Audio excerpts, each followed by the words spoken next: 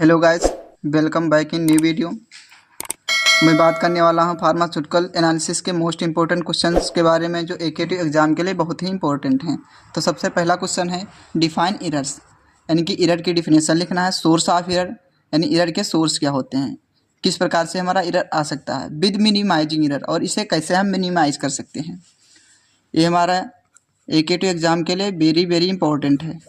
फिर दूसरा क्वेश्चन है describe impurity and source of impurity, यानी इम्प्योरिटी आपने आईपीसी में भी पढ़ा होगा, और हमारा जो एनालिसिस है, एनालिसिस में भी हमारी इम्प्योरिटी है। यानी कि सबसे पहले इम्प्योरिटी को डिस्क्राइब करना है और क्या करना है, इसके सोर्स को, इम्प्योरिटी के सोर्स को भी लिखना है। ये भी हमारा एकेटिव के एग्जाम के लिए बहुत ही इंपॉर्टेंट है। तीसरा क्वेश्चन है डिस्क्राइब मोहार्स और ओल्हार्ट मेथड, यानी कि ये 100% चांस है मिलने के एकेटिव के एग्जाम में। ये हमारा very very most important question है, क्योंकि आप प्रीवियस ईयर क्वेश्चन उठा के देखिए, उसमें 4 या 5 साल के क्वेश्चन उठा के देखिए, उसमें 4 या 5 साल ओल्हार्ट एंड मोहार्स मेथड पूछा गया है। तो ये इसको आप प्रिपेयर करके जरूर जाइए। फिर चौथा क्वेश्चन है give the principle and steps involve in gravimetric analysis. Give the principle, यानी कि जो ग्रेविमेट्रिक एनालिसिस है उसका प्रिंसिपल लिखना है, उसमें कौन से स्टेप्स इन्वॉल्व हैं उनको भी लिखना है। हमारा 10 या 7 नंबर में आता है। फिर पांचवा क्वेश्चन है writing the construction and working of reference standard hydrogen electrode, यानी कि रेफरेंस स्टैंडर्ड हाइड्रोजन इलेक्ट्रोड है जो उसके कंस्ट्रक्शन, वर्किंग एंड प्रिंसिपल के बारे में लिखना है।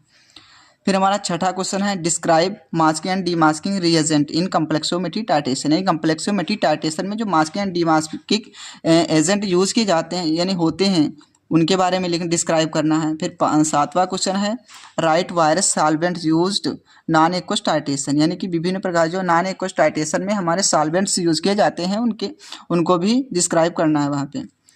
फिर आठवां क्वेश्चन हमारा है define neutralization curve. Neutralization curve हमारा 7 नंबर में आता है, ये भी हमारा इंपॉर्टेंट है। फिर 9वां क्वेश्चन है हमारा explain various method of expressing concentration in detail, यानी various method of expressing concentration आपने पढ़ा होगा, मोलैरिटी होगा, नॉर्मेलिटी होगा, फॉर्मेलिटी, इन्हीं को आपको वहाँ पे एकेटिव के एग्जाम में जो आएगा तो लिखना है।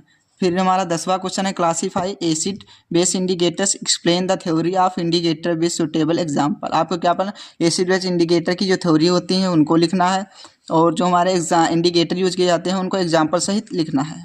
फिर हमारा different between iodometry and iodometry with suitable exam, आपको 100% 7 मार्क्स में मिलेगा ही एकेटिव एग्जाम में। थैंक यू, मिलते हैं नेक्स्ट वीडियो में।